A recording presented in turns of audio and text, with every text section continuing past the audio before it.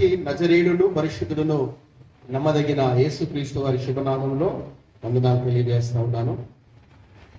ఈ ఉదయకాలం దేవుడు మనకిచ్చిన ఏర్పాటు చాలా గొప్పది. మనం ఇంకా సజీవులుగా నిలిచి ఉన్నామంటే ఇది మన భక్తి, మన నీతి కాదు, కానీ కేవలం ఆయన కృపే. గట్టిగా దేవునికి స్తోత్రం చెప్దామా? హల్లెలూయా. ఏం జరుగుతుందో మనకు తెలియదు, కాబట్టి దేవుని మాట మనం చాలా జాగ్రత్తగా వినాలి. దేవుని మందిరంలోనికి వచ్చిన మనము ఆయన మాట కొరకు మనం కనిపెట్టుకోవాలి.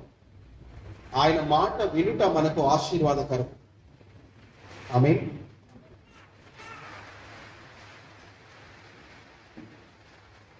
ఈ ఉదయకాల సమయంలో మిమ్మల్ని ఒక ప్రశ్న అడగాలని, దానికి జవాబును కూడా మీరు చెప్తారని నేను ఎంతో ఆశపడుతూ ఉన్నాను.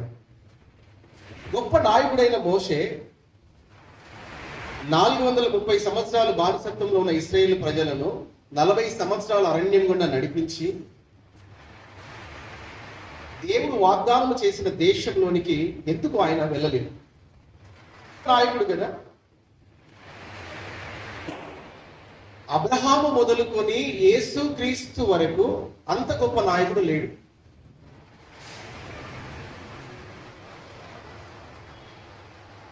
మోషే వంటి నాయకుడు లేడు. కనానులో ఆయన వెళ్ళలేదు. ఎందుకు వెళ్ళలేదు? బండతో మాట్లాడమంటే మాట్లాడకుండా కొట్టాడు, అదొక తప్పు. ఇంకా చెప్పండి, దానికంటే ముందు సన్నివేశం. ఈ బండ నుండి మేము నీళ్ళిచ్చేది ఎవరు?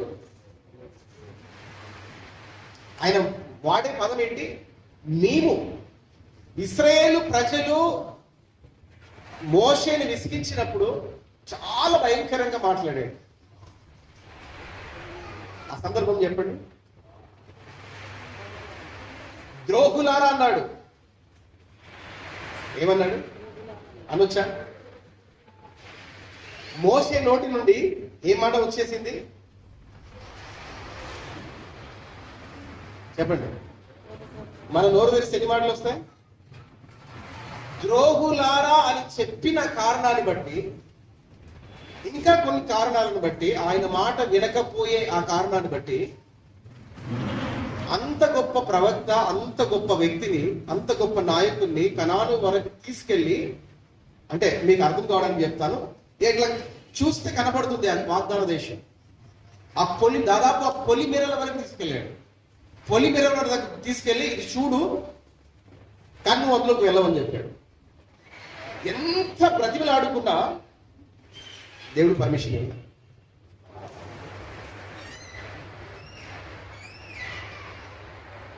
దేవుని మాటకు అవిధేయత చూపించిన దేవుడు లెక్క చూసినప్పుడు మోషే లెక్క.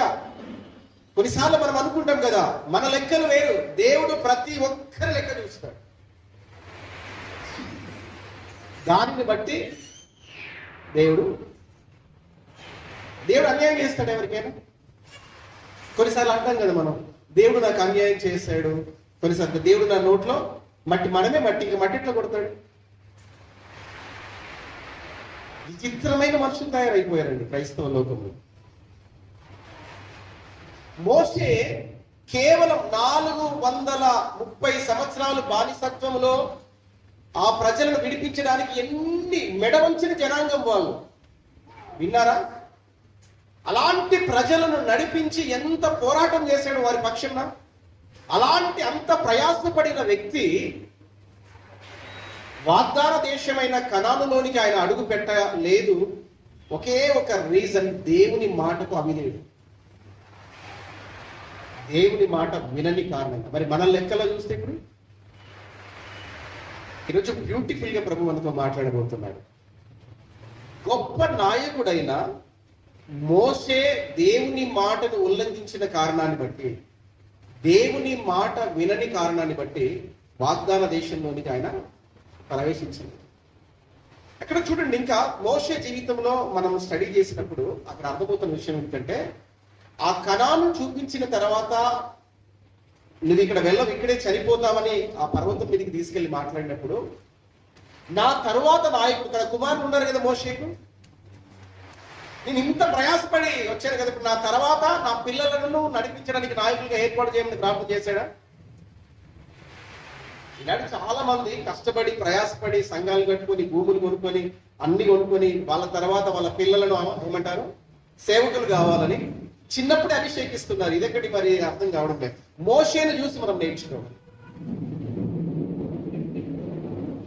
నూను కుమారుడైన యెహోషువ దేవుని ఏర్పాటులో ఉన్న ప్రార్థన చేస్తాడు. మోషే చేసిన మంచి ప్రార్థన అంటే తెలుసా ప్రభువా, ఇశ్రాయేలు ప్రజలను నా తర్వాత నడిపించడానికి ఎవరు యోగ్యులో నీకే తెలుసు. ఆ పని నీ చేతికి అప్పగిస్తున్నాను. నా ఇష్టం కాదు, నా పిల్లలు కాదు ఉండవలసింది, నేను ప్రయాసపడినాను. ఇక్కడ మీరు గమనించవలసిన చాలా విషయాలు బ్రీఫ్ గా మనం నేర్చుకోవడానికి ప్రయత్నం చేద్దాం. ఆ కనాను వరకు నడిపించడానికి ఎంత ప్రయాసపడినా ఆయన కనానులోనికి వెళ్లకుండా మనమేమనుకుంటాం, మనమైతే ప్రభువా ఇంత చేసావు నైనా, నన్ను ఎట్లా అన్యాయం చేస్తావు ప్రభువా, ఏదో ఒకటి చేసి నన్ను తీసుకెళ్ళవా, మొండి పట్టు అయినా పడతాం, లేకుంటే అలాగనైనా అలుగుతాం దేవుని మీద.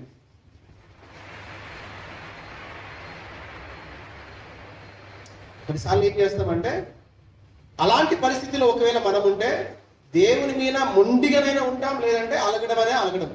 అలక తెలుసా మీకు? అలాంటి పనులైనా చేస్తాం. ఇంతగా నేను ప్రయాసపడ్డాను కదా నా కొరకు, నువ్వు దేవుడు ఏది చెప్తే అది చేయడానికి మోషే నేర్చుకున్నాడు. ఒకే చిన్న కారణాన్ని బట్టి ఆపాడు దేవుడు, అక్కడ అంతటితో అది క్లోజ్ అయిపోయింది అంతే. దేవుడు అన్నాడు సైలెంట్ ఉండమన్నాడు, దేవుడు మోషే సైలెంట్ ఉన్నాడు అంతే. ఇంకా తర్వాత మనం చూస్తాం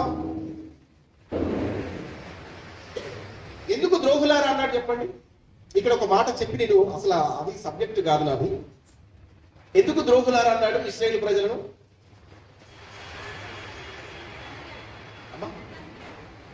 సనిగారు. ఇంకా 40 రోజులు ఆయన పర్వతం మీదకి వెళ్ళి దేవునితో మాట్లాడి దేవుడు ఇచ్చిన 10 ఆజ్ఞలు గల పలకలను పట్టుకొని వచ్చినప్పుడు ప్రజలు ఏం చేస్తున్నారు? విగ్రహారాధన, వ్యభిచారంతో భయంకరమైన స్థితి చూసినప్పుడు మనోడికి మనసు అది తట్టుకోలేక ఆ పలకలు కూడా నేలలో పగలగొట్టాడా లేదా? అర్థమైందా? బండను కూడా మొదటిసారి కొట్టమన్నాడు, రెండవసారి అవసరం లేదు, బండతో మాట్లాడమన్నాడు అంతే. ఎందుకు మొదటిసారి కొట్టమన్నాడు? ఎందుకు ఈ పలకలు పగిలిపోయిన ఆత్మీయ అర్థం తెలుసా మీకు? ఇప్పుడు అది సబ్జెక్ట్ కాదు కానీ ఒక మాట చెప్పుకునేవ్వండి. యేసు క్రీస్తు పలకలు దేవుని ఆజ్ఞలు కదా, దేవుని మాట కదా, దేవుని వాక్యం కదా. పలకలు దేవుని మాట, దేవుని వాక్యమే.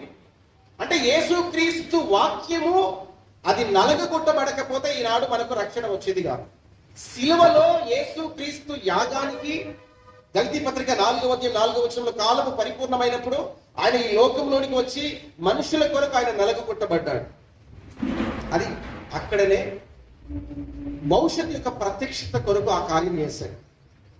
మళ్ళీ రెండవసారి కొట్టవలసిన అవసరం లేదు. రెండవసారి ప్రతి పాపి నీవైనా నేనైనా ఆ శిలువ యుద్ధకు వెళ్ళి ఆయనతో మాట్లాడితే సరిపోతుంది. మన జీవితానికి సమాధానం, క్షేమం దొరుకుతుంది. దేవుడికి స్తోత్రం కలుగును గాక. హల్లెలూయా. ఒక్క మాట 99 చేసి దేవుడు మన అందరి జీవితంలో 100% విధేయత కలిగి బ్రతకాలని నేర్పిస్తున్నాడు. 99 చేసి ఒక్కటి తప్పిపోయినా మిగతా అన్ని కూడా అంతే కదా. అందుకే దేవుని లెక్కలు వేరు, మన లెక్కలు వేరు. మనం అనుకుంటాం మనం చేసినవన్నీ ఇవే చూపిస్తా ఉంటాం. చిన్న చిన్న మలినాలు, పొరపాట్లు, డాగులు, మచ్చలు అవి పట్టించుకుంటాం. దేవుడు క్షుణ్ణంగా ప్రతి ఒక్కరిని చూస్తూ ఉన్నాడు. విధేయత. ఒక ధనవంతుడైన అధికారి వచ్చాడు యేసుప్రభు దగ్గరికి. వచ్చి ఏమన్నాడు? నిత్య జీవము పొందుటకు నేనేమి చేయవలేను. ప్రభు ఏమన్నాడు? ఆజ్ఞలు పాటిస్తున్నావా? తల్లిదండ్రులను ప్రేమిస్తున్నావా? ఇవన్నీ చిన్నప్పటి నుండే చేస్తున్నాను అన్నాడు. ప్రభు అన్నాడు నీకు ఒకటి కొదువుగా ఉన్నది. ఏంటొకటి? ఏంటి? ఉన్నదంతా అమ్మేసి వచ్చాడా మళ్ళీ ముఖము చిన్న పుచ్చుకొని ఇంక మరి ఎన్నడూ కనబడలా. ఈనాడు మన జీవితంలో ఆ ఒకటి ఏదో అది మనం గ్రహించాలి. ఇంత గొప్ప నాయకుడే కనానులోనికి వెళ్లకుండా దేవుడు ఆపేశాడు. ఎంత గొప్ప నాయకుడు చెప్పండి. ఎంత గొప్ప నాయకుడు ఏమండి? మోసే ఎంత గొప్ప నాయకుడు? అలాంటి వారు ఎవరైనా ఉన్నారా ఇక్కడ? దేవునితో ముఖాముఖిగా మాట్లాడిన వ్యక్తి, 40 సంవత్సరాలు దేవునితో తర్పీదు చెందిన వ్యక్తి, పొందుకున్న వ్యక్తి, ప్రతి చిన్న విషయాన్ని కూడా దేవుని యొద్దకు విచారణ చేయడానికి వెళ్ళే వ్యక్తి, 40 సంవత్సరాలు మెడవంచని జనాంగమైన ఇశ్రాయేలు ప్రజలను భరించి ఆ పొలిమెరల వరకు దాకా తీసుకొచ్చిన వ్యక్తి, మహా గొప్ప వ్యక్తి మోషే. ఆ మోషే దేవునితో మాట్లాడి దిగి వచ్చినప్పుడు ప్రజలు ఆయన ముఖాన్ని కూడా చూడలేకపోయారు. అంత ప్రకాశమానమైన అభిషేకం కలిగిన వ్యక్తి, అంత గొప్ప వ్యక్తి వాగ్దాన దేశంలో అడుగుపెట్టాడు. దేవుడు వద్దన్నాడు, అంతే. అలగలేదు, మొండి చేయలేదు, మారాం చేయలేదు, అలగలేదు, సైలెంట్గా ఉన్నాడు. తన వారిని ఇంకోటి మనం గమనించవలసి, తన పిల్లలను నెక్స్ట్ లీడర్గా చేయడానికి ఇష్టపడలా. దేవుడు ఎవరిని ఏర్పాటు చేసుకుంటే దేవుడికి స్తోత్రం కలుగును గాక. చెప్దాం గట్టిగా హల్లెలూయా.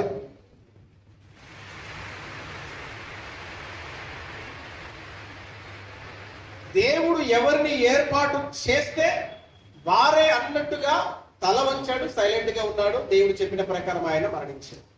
మీకు ఒక సత్యం తెలిస్తే, యేసుక్రీస్తు ఈలో భూమి మీద జీవించినప్పుడు రూపాంతర అనుభవంలో, మీరు మత్తయి సువార్తలో ఆ మాటలు ఉంటాయి, ఆయన యాకోబు యోహాను పేతును వెంటబెట్టుకొని కొండ మీదకి తీసుకెళ్లి రూపాంతరం చెందుతాడు. అప్పుడు ఎవరు కనబడ్డారు వారికి? యేసు ప్రభుత్వం. ఎవరు కనబడ్డారు? 2 వ్యక్తులు. ఒకటి మోషే, దేవుడు. దేవుడు ఎంత ఇక్కడ కనానులోనికి ఆయన ప్రవేశించకపోయినా దేవుడు ఎంత గొప్పవాడు చూడండి, ఎంత గొప్ప నాయకుడు చూడండి మీరు. ఏలియా, మోషే. అర్థమవుతుందా? విశ్వాస జీవితంలో దేవుని మాట మనము వినుట, అది మనకెంతో ఆశీర్వాదకరం. అంటే ఇంకొక మాటలో చెప్పాలంటే, ఆయన మాటకు మనం విధేయత చూపించాలి, అంతే. వినాల్సింది, ఇంకా వేరే మాటలు. నేను వినను అంటే కుదరదు. బైబిల్ చదువుతూ నేను కొంచెం ముందుకు వెళ్తున్నప్పుడు అందులో ఇర్మియా గ్రంథంలో ఒక మంచి వంశం కనబడి, ఒక కొత్త వంశం. ఆ వంశము పేరే చెప్తాను, చూడండి. రేకాబీయులు. చెప్పండి, రేకాబీయులు. 5వ వాక్యం తీసి పెట్టుకోండి, ఇర్మియా గ్రంథము. ఈ రేకాబీయులు వారి పితరుడైన, అంటే ఆ రేకాబీయుల యొక్క వంశంలో మూల పెద్ద అయిన యెహోనాదాబు మరణించి దాదాపు 200 సంవత్సరాలు అయినప్పటికీ కూడా ఆయన చెప్పిన మాట వీరు తూచా తప్పకుండా పాటించారు. 2 సంవత్సరాల క్రితం వారి వంశములో ఉన్న ఆ పెద్ద ఆయన చెప్పిన మాట ప్రకారం వీళ్ళు జీవించారు. మీరు ఒకసారి ఇప్పుడు భాగాన్ని చూద్దాం, వాక్య భాగంలోకి వెళ్దాం. మీరు ఇర్మియా గ్రంథం దిగండి. ఇర్మియా గ్రంథం 35వ అధ్యాయము చూడండి. నేను మొదటి నుండి కొన్ని మాటలు మీకు చదువుతాను, మీ భాగాన్ని స్పష్టంగా తీసి పెట్టుకుని ఒకవేళ చదవగలిగితే సహాయం చేయండి. చాప్టర్ 35 అండి, ఇర్మియా గ్రంథము. అందరూ తీసి పెట్టుకోండి దయచేసి. చాలా బ్యూటిఫుల్ లెసన్ ఈరోజు. ఈ అధ్యాయమే వీరి గురించి రాయబడి ఉంది. యోషియా కుమారుడును యూదా రాజునైన యెహోయాకీము దినములలో యెహోవా యొద్ద నుండి ఇర్మియాకు వాక్కు ప్రత్యక్షమై, నీవు రేకాబీయుల యొద్దకు పోయి వారితో మాట్లాడి యెహోవా మందిరములోని గదులలో ఒకదానిలోనికి వారిని తోడుకొని వచ్చి త్రాగుటకు వారికి ద్రాక్ష రసము ఇమ్మని సెలవీయగా. ఇక్కడ ఈ రేకాబీయుల ఈ వంశంలోనికి వెళ్ళి ఆ ప్రజల యొద్దకు నువ్వు వెళ్ళి, ఇర్మియాతో ప్రభు చెప్తున్నాడు, నువ్వు వెళ్ళి ఏం చేయాలి? వారిని గదులలోనికి, ఆ గదుల గురించి ఇప్పుడు నేను చెప్పట్లేదు కానీ, లోపల కూర్చోబెట్టి వారికి ఏం చేయాలి? ద్రాక్ష రసం ఇవ్వాలి. ఇర్మియా కూడా ఎంత మంచోడో తెలుసా? దేవుడు ఏది చెప్తే అది చేసేవాడు, అంతే. క్వశ్చన్ చేయలే, ఏం ప్రభువా ద్రాక్ష రసమా, చీ గది నేను ఇస్తానా అని అనలే. ఎంత మంచివాడు ఇర్మియా చూడండి. దేవుడు ఏది చెప్తే అది చేయడానికి ఇష్టపడ్డాడు అంతే. ఆ కింద భాగాన్ని మీరు చూడండి, ఒకసారి చూద్దాం. జస్ట్ అట్లా రఫ్గా మనం చదువుదాం, తర్వాత ముందుకెళ్తా. నేను ఇర్మియా కుమారుడును యజన్యా మనబడనైన అజజ్జిన్యాను అతని సహోదరులందరూ అతని కుమారులందరినీ అనగా రెకాబీయుల కుటుంబీకులందరినీ తోడుకుని వచ్చి తిని యెహోవా మందిరములో దైవజనుడకు ఇగల్యా కుమారుడైన హనాను కుమారుల గదిలోనికి వారిని తీసుకుని వచ్చి తిని, అది రాజుల గదికి సమీపమున ద్వారపాలకుడును షల్లూము కుమారుడైన మయేషా గదికి పైగా ఉండెను. నేను రెకాబీయుల ఎదుట ద్రాక్షారసముతో నిండిన పాత్రలను గిన్నెలను పెట్టి ద్రాక్షరసము త్రాగుడని వారితో చెప్పగా, ఇప్పుడు చదవండి, వారు మా పితరుడగు రేకాబు కుమారుడైన యెహోనాదాబు మీరైనను మీ సంతతి వారైనను ఎప్పుడునూ ద్రాక్ష రసము త్రాగకూడదని మాకు ఆజ్ఞాపించెను గనుక మేము ద్రాక్ష రసము త్రాగము. ఈ సన్నివేశాన్ని గమనించారు మీరు? ఈ రేఖాబీల యుద్ధకు ఇర్మియాను పంపి వారిని టెస్ట్ చేయమని చెప్తున్నాడు దేవుడు. ఈ రేఖాబీలు ఎలాంటి వారో పరీక్షించు అని చెప్తున్నాడు దేవుడు. ఈ రేఖాబు నుండే రేఖాబీల వంశం వచ్చేసింది. కొద్దిసేపు అయిన తర్వాత నేను చెప్తాను. దాదాపు యెహోనాదాబు మరణించిన తర్వాత 200 సంవత్సరాల తర్వాత వీరి యుద్ధకు ఇర్మియాను పంపించాడు.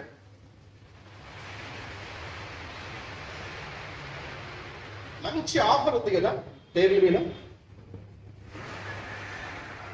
పాత్రలో ద్రాక్షరసం పోసి,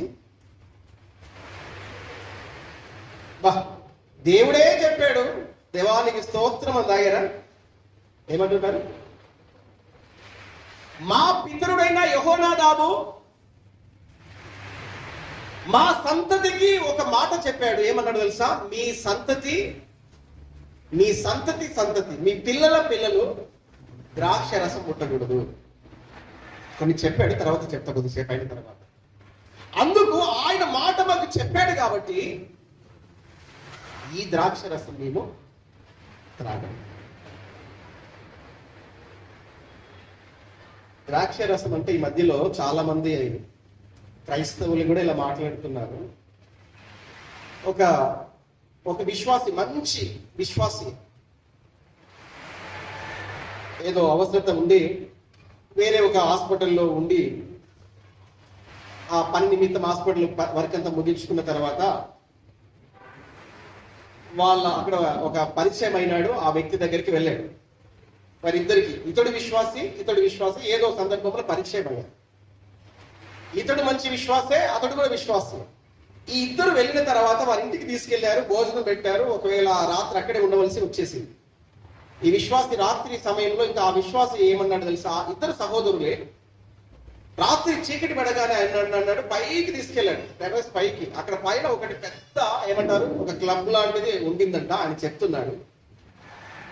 అంతా కూడా అన్ని ఫారెన్ బ్రాండ్స్, ఒక్కటి ఇండియా బ్రాండ్ కట్టేసి అన్ని ఏమంటారు హైస్ ముక్కలు అదోటి ఇదోటి టేబుల్ మీద కూర్చొని పెట్టేసి రకరకాల ఉన్నాయి.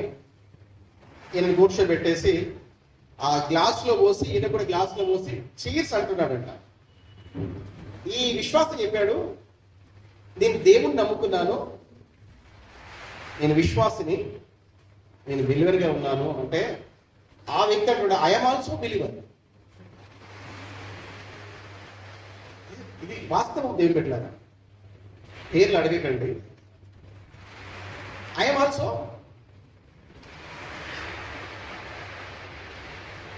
చదవలేదా మీరు పౌలు చెప్పింది? ద్రాక్షరసము ఇది కాదు. లోకం చాలా చాలా ఉంటుంది దేవుని బిడ్డలారా. తాగొచ్చా? త్రాగుడు. మద్యము అల్లరి పుట్టించును, అది దేవునికి నిషేధమైనది, దేవునికి వ్యతిరేకమైన క్రియ. మీరు అంటున్నారు మా పితరుడైన యెహోనాదాబు మా సంతతి వారికి ఒక మాట చెప్పాడు, ఆ మాట కొరకు మేము కట్టుబడి ఉన్నాం, మేము త్రాగమంతే.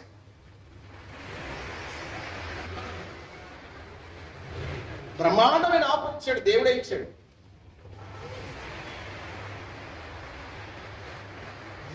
చూపిస్తూ ఇశ్రాయేలు యూదా ప్రజలను దేవుడు హెచ్చరిస్తున్నాడు. ఈరోజు అంశం అది.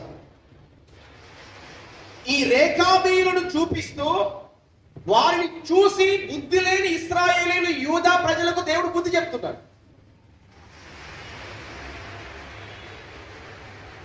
వారెంత నిష్ఠ కలిగి ఉన్నారో దేవుణ్ణి ఏమంటారు, వారి పితరుడైన యెహోనాదాబు ఇచ్చిన మాట ప్రకారము వారెంత నీతిగా బ్రతికారో ఆ విషయాలు చూడండి. దేవుని బిడ్డలారా, మీరు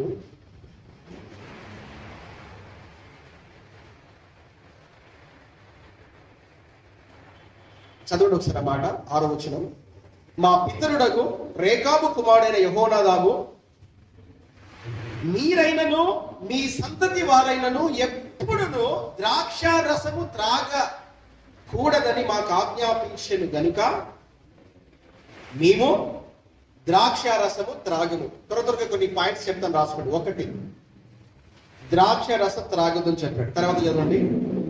మరియు మీరు ఇల్లు కట్టుకొనవద్దు, విత్తనములు విత్తవద్దు, ద్రాక్ష తోట నాటవద్దు, అది మీకుండనే కూడదు, మీకు అసలు వద్దే వద్దు. మీరు పరవాసము చేయు దేశంలో దీర్ఘాయుష్మంతుడగునట్లు మీ దినములన్నీ గుడారములలోనే నివసింపవలనని అతడు మాకు ఆజ్ఞాపించాడు. ఇదిగో మా పితరుడైన రేకాబు కుమారుడైన యెహోనాదాబు ఏం చెప్పాడో తెలుసా? మీరు ద్రాక్ష రసం త్రాగొద్దు, విత్తనాలు వేయొద్దు, ద్రాక్ష తోట నాటొద్దు, ఇల్లు కట్టుకోవద్దు, బ్రతుకు కాలం అంతా గుడారములలోనే ఒక యాత్రికుల్లాగా మీరు బ్రతకాల్సింది.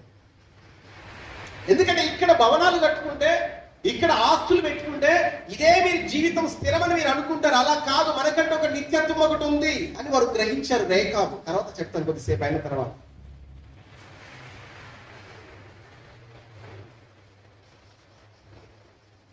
దేవుని బిడ్డలారా,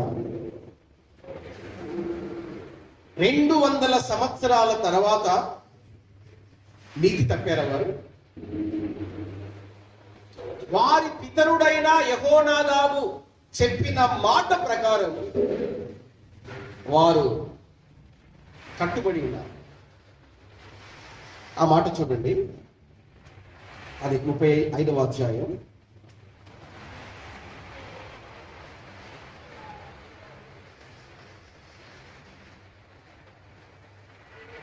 15వ వచనం, 14-15. ద్రాక్షారసము త్రాగవద్దని రేకాబు కుమారుడైన యెహోనాదాబు తన కుమారులకు ఆజ్ఞాపించిన మాటలు స్థిరముగా ఉన్నవి. నేటి వరకు తమ పితరుని ఆజ్ఞకు విధేయులై వారు ద్రాక్ష రసము త్రాగకున్నారు. అయితే నేను పెందలకడ లేచి మీతో బహు శ్రద్ధగా మాటలాడినను మీరు నా మాట వినకున్నారు.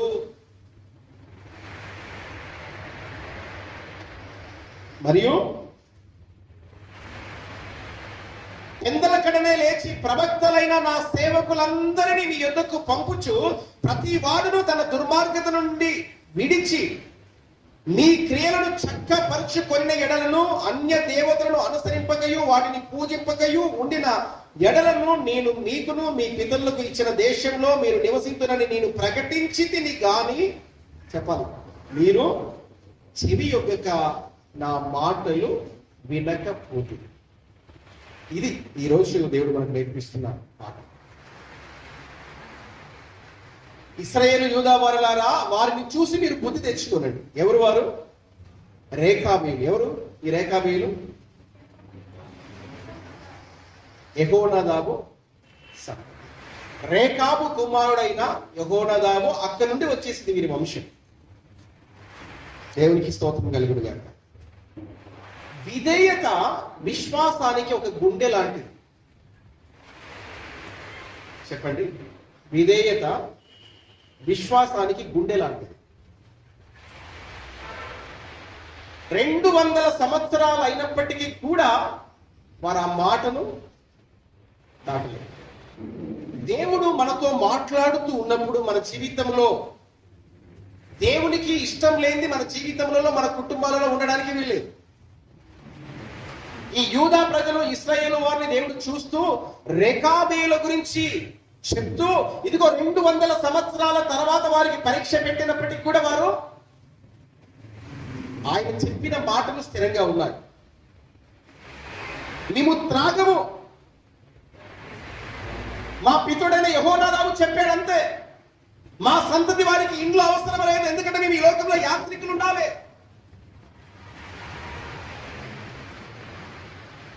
ఎవరు ఈ రేఖాబీయులని బైబిల్ గ్రంథంలో స్టడీ చేసినప్పుడు ఇది మోషే మామ తెలుసా? ఇత్రో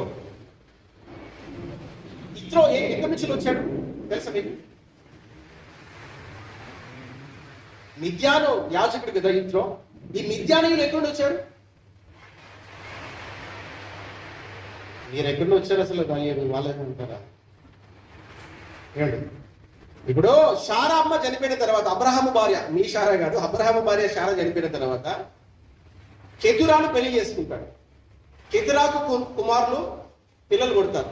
అక్కడ నుండి వచ్చిన మిద్యానీయులు అక్కడ నుండి వచ్చారు.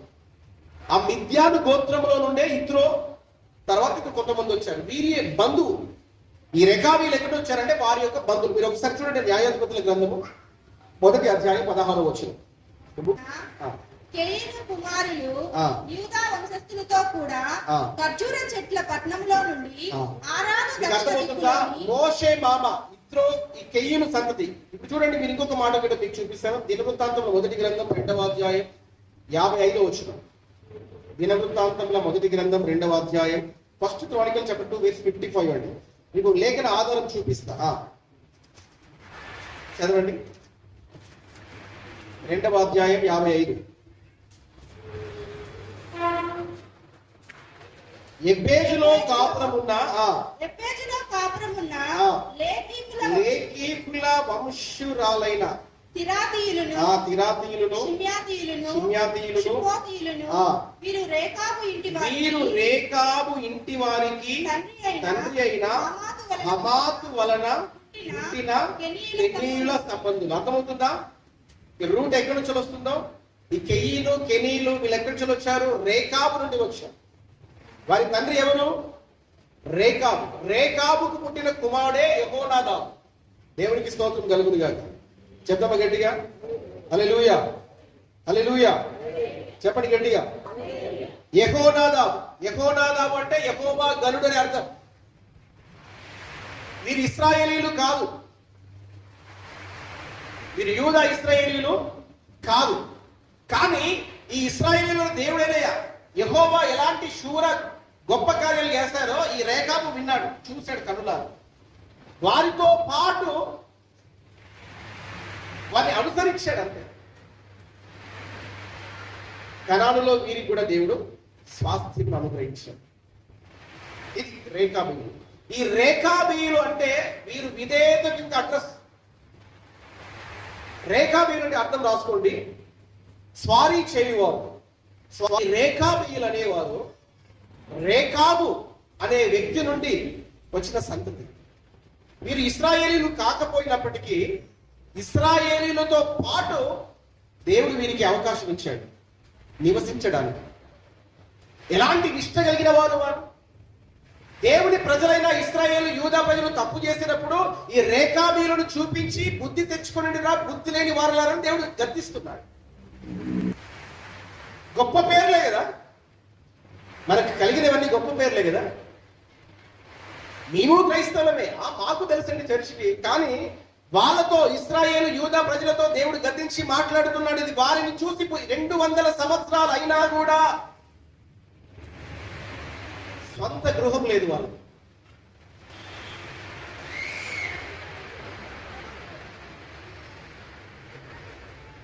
అర్థమవుతుందా?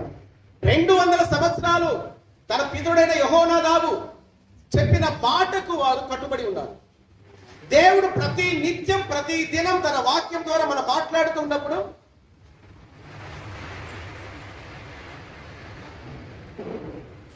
రాజీ పడ్డారా?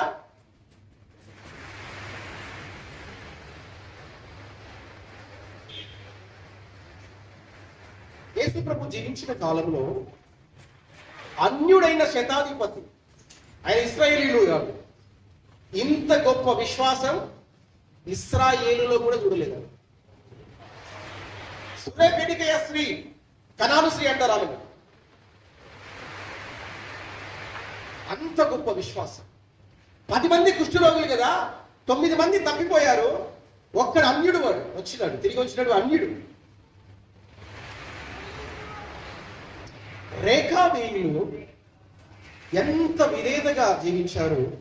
ప్రభు ఈ 35వ అధ్యాయం ఇంటికెళ్ళకి మీరు చదువుకోండి. వెరీ బ్యూటిఫుల్ లెసన్ అండి.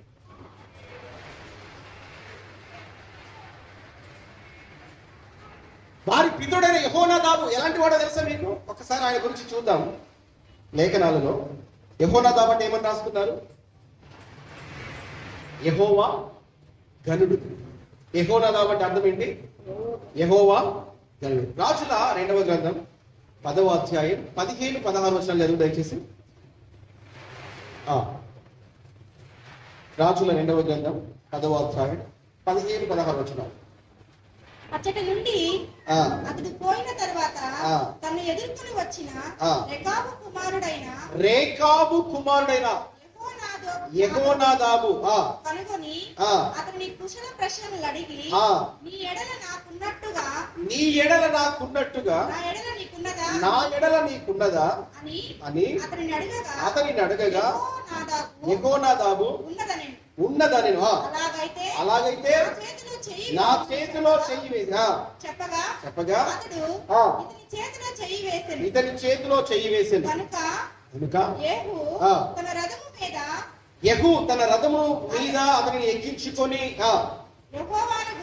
యెహోవాను గూర్చి నాకు కలిగిన ఆసక్తిని చూచుటకై నాతో కూడా రమ్మనగా యెహూ రథము మీద వారతని కూర్చుండబెట్టిరి. అర్థమవుతుందా? యెహూ తెలుసా మీకు?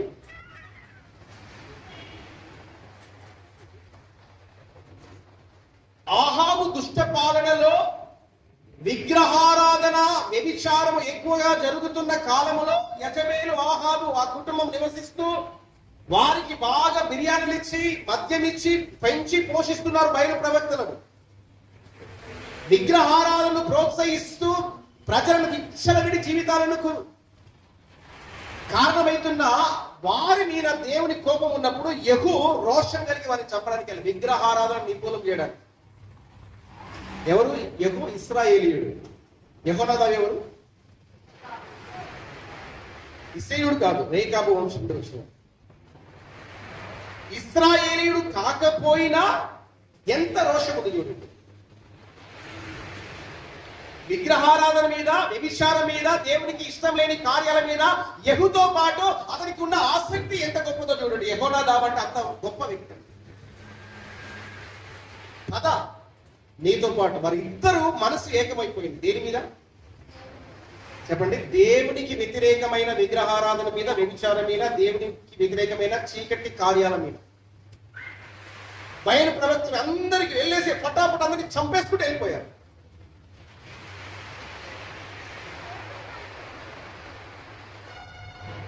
వెళ్ళిపోయిన తర్వాత ఇంకా ఈ అహాబు యెజబేలు కుమారుడు రెహబాము ఉన్నాడు కదా, వాడిని కూడా చంపేస్తారు. పైన పోతే ఒక శబ్దం వినపడుతుంది, లైట్లన్నీ వెలిగేసాయి, బాగా కనబడతా ఉంటది. ఎవర్రా అక్కడ? అక్కడ ఒక అమ్మాయి ఉంది, మేకప్ వేసుకుంటుంది. ఆమె యెజబేలు. ఎవరో ఉన్నారు, కింద పడేసాయి, పైనుంచి కింద పడేస్తే చూడండి. దేవునికి ఇష్టం లేని వ్యక్తులను నిర్మూలించడానికి యెహూతో పాటు ఆయనకు ఆసక్తి చూడండి ఎంత గొప్పదో. ఈనాడు ఇశ్రాయేలీయులం అంటాము, క్రొత్త నిబంధన విశ్వాసులం అంటాము, దేవుని పిల్లలం అంటాము, ఇంకా ఏదో అంటాము. మన ఆసక్తి దేని మీద? ఇశ్రాయేలీయుడు కాకపోయినా యెహోనాదాబు విగ్రహారాధన మీద అంత రోషం కలిగి ఆసక్తి ఉన్నప్పుడు ఈనాడు క్రైస్తవుల పని చెప్పుకుంటున్నా. అందుకే అంటున్నాడు బుద్ధి లేని వాళ్ళారు అంటున్నాడు. మిమ్మల్ని కాదులేండి, మీరు కూడా ఉంటే మార్చుకుంటే మంచిది. దేవుడు అంటున్నాడు ఈ బుద్ధి లేని వాళ్ళు ఎవరు? వీళ్ళు యూదా. మనకు బుద్ధి ఉందా చెప్పండి? జ్ఞానవంతురాలు తన ఇల్లును కట్టుదు, బుద్ధి జ్ఞానం లేక విచ్చలవిడి జీవితాలండి, పేరుకు మాత్రమే దేవుడు. ఇంకా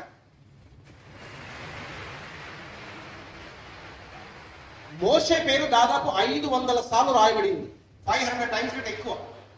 అంత గొప్ప నాయకుడే కనానులోనికి ప్రవేశించకుండా చిన్న అవిధేయత. అర్థమవుతుందా? ఈనాడు అర్థం విశ్వాస జీవితం భక్తి అర్థం కావడం లేదు. అంతా వెళ్తున్నారు వస్తున్నారు, వెళ్తున్నారు వస్తున్నారు, జీవితాలు మారడం లేదు, పరివర్తన చెందడం లేదు, పరిశుద్ధత లేదు. 200 సంవత్సరాలు అయినప్పటికీ కూడా యెహోనాదాబు చెప్పిన ఒకటే, అరే ఇది మన లోకం కాదు, అక్కడ మన లోకం, ఇక్కడ యాత్రికులమే మనము. అబ్రహాము ఎంత గొప్పడో తెలుసా మీకు? దేవుడు దేనికి శిల్పియు నిర్మాణకుడై ఉన్నాడో ఆ పట్టణము కొరకు కనిపెట్టుకుని గుడారాలలోనే బ్రతికాడు. లేదు ఆయనకు డబ్బులు, ఎంతమంది పనులు ఆయనకి చెప్పండి. నిరీక్షణ ఎక్కడ? అబ్రహాము ఎలా విశ్వాసానికి తండ్రి కాగలిగాడు? తర్వాత ఇస్సాక్, వారంతా కూడా నిత్యత్వంలోనికి ఆశ పెట్టుకొని ఉన్నారండి దైవజనమా. అందుకే 200 సంవత్సరాలైన ఆ మాటను తప్పకుండా, వారి మాటలు స్థిరంగా ఉన్నాయి. అందుకే ప్రభు అంటున్నాడు ఇర్మియాతో, వీరిని చూసి మీరు బుద్ధి తెచ్చుకోండి. ఎవరు వారు? రేఖాబులు. ఆ మాట రాసుకోండి. తన ప్రజలకు దైవ భక్తి నేర్పించిన వాడు యెహోనాదాబు. యెహోనాదాబు అంటే ఏమని రాసుకున్నారు? యెహోవా ఘనుడు. ఎంత గొప్పడో ఆ రేఖాబుకు అర్థమైపోయింది. తన కడుపున పుట్టిన కుమారుడు యెహోనాదాబు, వారి వంశంలో దాదాపు 200 ఇయర్స్ తర్వాత కూడా వారు అలాంటి కట్టుబాట్లనే ఉన్నారు. వాటి లైఫ్ అండి. చదవండి 35వ అధ్యాయం 9వ వచనం. ఇర్మియా గ్రంథము. మా తండ్రి అయిన యెహోనాదాబు మాకు ఆజ్ఞాపించిన సమస్తమును బట్టి మేము విధేయుల మగునట్లు కాపురములకు ఇండ్లు కట్టుకొనలేదు. విధేయులకు, ఆ మాట రాసుకోండి, విధేయులగునట్లు. చదవండి. ద్రాక్ష వనములు గాని పొలములు గాని సంపాదించలేదు, విత్తనమైనను చల్లుటలేదు, గుడారములలో నివసించుచున్నాము. ఎందుకు? మా పితరుడైన యెహోనాదాబు చెప్పాడు.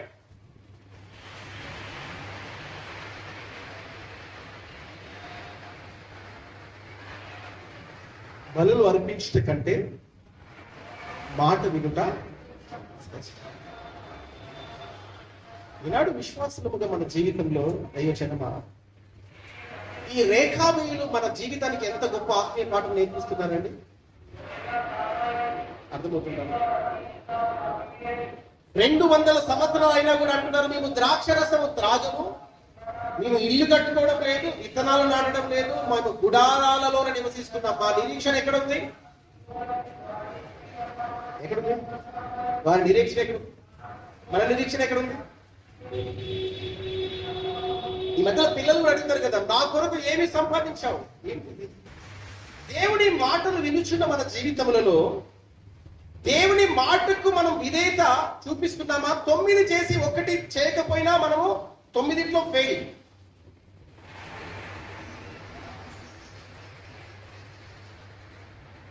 అందుకే విధేయత వలన ఆశీర్వాదం ఉంటుంది, అది మీరు గ్రహించాలి.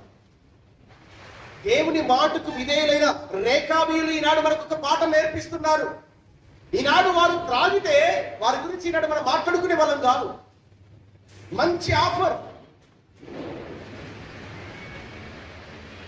వారి మాట స్థిరంగా ఉంది. మనం నాన్ వెజ్ తినంటే తినరండి, అది ఒకసారి తినొచ్చు కదా. మనం ఏం చేస్తాం? పర్లేదు కదమ్మా, ఉంటామా మనం స్థిరంగా?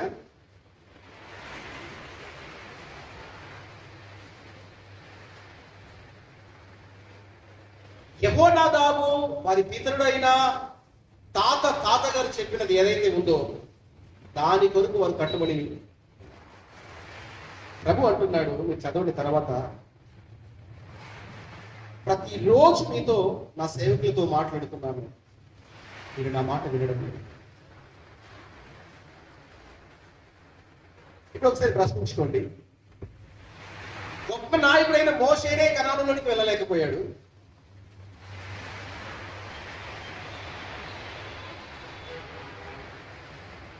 మనం అన్ని బాగానే చేసి ఉండవచ్చు. ఒకే ఒక్క మిస్టేక్, ఒకే ఒక్క పాపం.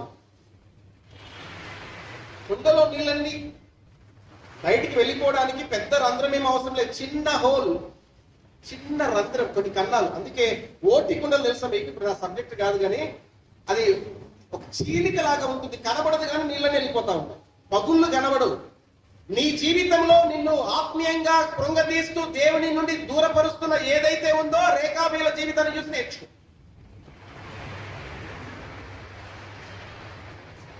వాటి లైఫ్ అండి. ముట్టనంటే ముట్టను. ఇంటికి వెళ్ళిన తర్వాత మళ్ళీ పెద్ద స్క్రీన్ పెట్టాడు కదా దేవుడు, ఉండనివ్వండి, మంచిదే, అవకాశం వస్తుంది మంచి విషయాలు నేర్చుకోవడానికి. చెత్తా చెదరమంతా ఏది చూడద్దు అనుకున్నామో మళ్ళీ ఏం చేసుకుంటాము, ఎన్నిసార్లు మళ్ళీ అదే అదే ఆలోచన.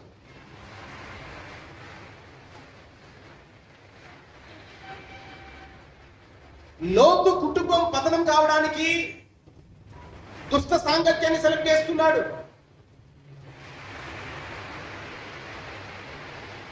వారితో కలిసిపోయాడు. బైబిల్ అంటుంది లోతు నీతిమంతుడే కానీ ఏం లాభం?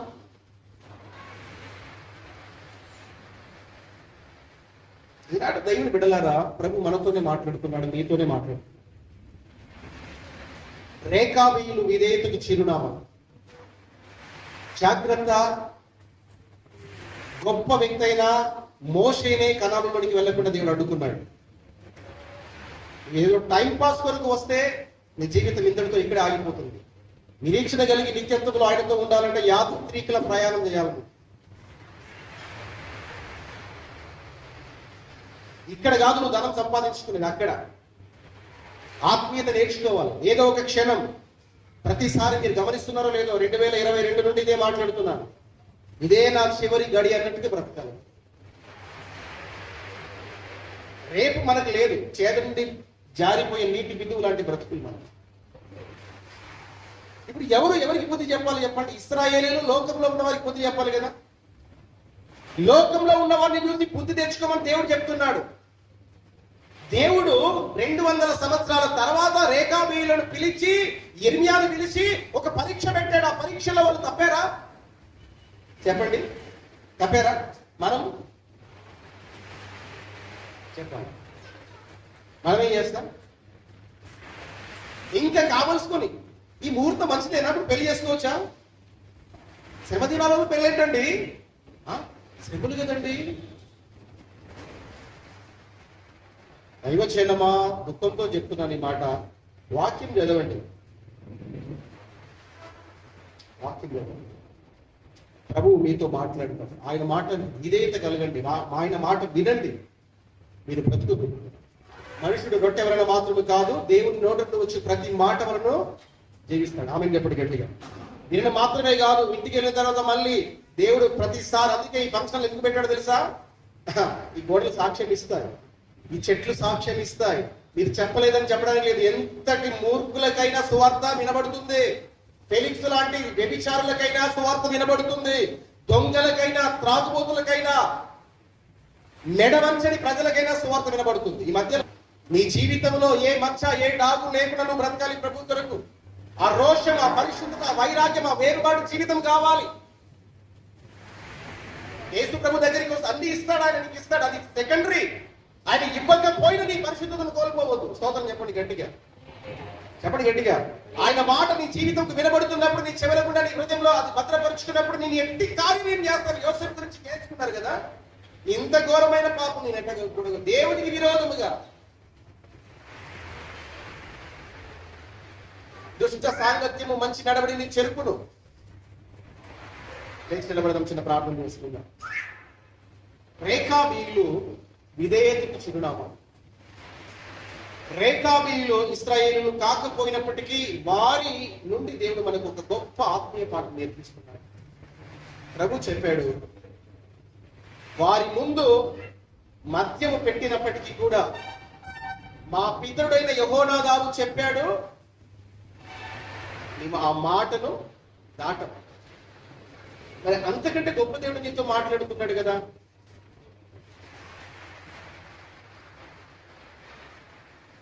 నా వైపు చూడాలి. ప్రతి నిత్యం దేవుడు వాక్యమై ఉన్నాడు కదా. వాక్యమైన దేవుడు నీతో మాట్లాడుతూ ఉన్నాడు కదా. మరి దేవుడి మాటకు నీవు ఇదేంటో చూపిస్తున్నావా? అన్ని బాగుంది అన్నయ్య, ఒక్క విషయం, ఆ ఒక్కటే నిన్ను నరకానికి నడిపిస్తుంది. అన్ని అలవాట్లు బాగానే ఉంది, కొండెమలాడే గదే ఉంది. అప్పుడప్పుడు ఏం చేస్తారో ఇలా గోకే గుణం ఉంది, అదొక్కటే ఉంది. ఆ ఒక్కటే విడిచిపెట్టింది. అంతా పర్ఫెక్ట్ నేను, ఒక్కటి ఉంది. మనందరి జీవితములలో దేవుడికి మనం లెక్క అప్పగించాలి. మనందరి, అందుకే మనుషులు పలుకు ప్రతి వ్యర్థమైన మాటను బట్టి దేవుడు లెక్క అడుగుతాడు. మిమ్మల్ని, నన్ను కూడా, చెప్పకపోతే నన్ను కూడా అడుగుతాడు. నా ప్రజలకు నువ్వు ఎందుకు చెప్పలేదు? నిన్ను ఏమంటారు, నిలబెట్టి పోషించి బ్రతికించి కరోనా నుండి కూడా కాపాడాం కదా, ఎందుకు నువ్వు చెప్పలేదు అంటాడు. ప్రభు ఖచ్చితంగా ఆయన పని చేయాలి. ఇర్మియా ప్రశ్నించాడు, దేవుడు ఏం చెప్పాడో అదే చేశాడు. ఈ ద్రాక్షరసం ఎందుకయ్యా అన్నాడా? దేవుడికి చెప్పలేదు. దేవుడు అనాలోచిత, దేవుడు అన్యాయం చేయడు, అనాలోచితంగా ఏది చేయడు. దాని వెనుక గొప్ప కారణం ఉంటుంది దేవుడికి. అది మాట వినడం మనకు మేలు, దేవుని మాట మనం వినడం మేలు. ఎంత గొప్ప జీవితం చూడండి రేఖాబీయులు. పలకడం ఒకసారి నోరారా. రేఖాబీయులు ఎవరు? మీరు రేఖాబు నుండి పుట్టిన యెహోనాదాబు వచ్చిన సంతతి వారు. మీరు ఇశ్రాయేలును కాకపోయినప్పటికీ ఎంత గొప్ప జీవితం జీవించారు. ద్రాక్ష తోటలు లేవు వాళ్ళకు, ఇండ్లు లేవు వాళ్ళకు, విత్తనాలు నాటలేదు, ద్రాక్ష రసం యాత్రికుల్లాగానే బ్రతికారు. ఎన్ని వందల సంవత్సరాలు? బైబిల్ అంటుంది నేటి వరకు. వారి జీవితం ఎంత బ్యూటిఫుల్ లైఫ్ ఉంది.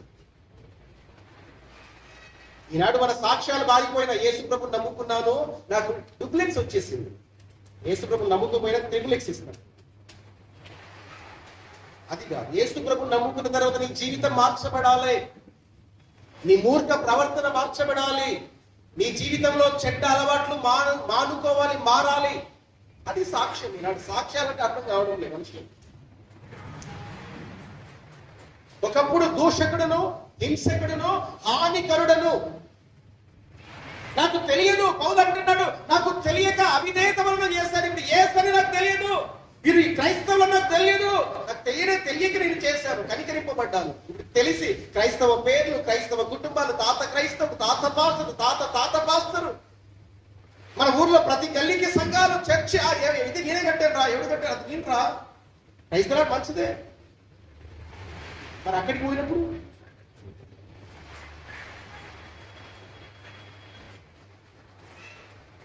వాక్యంలో వేరు పారాలి, పరిశుద్ధతలో వేరు పారాలి, నీతిమంతుల పరిశుద్ధుల సహవాసంలో వేరు పారాలి, ప్రభువులో మనం వేరు పారాలి. నాటబడిన వారముగా ఉండాలి.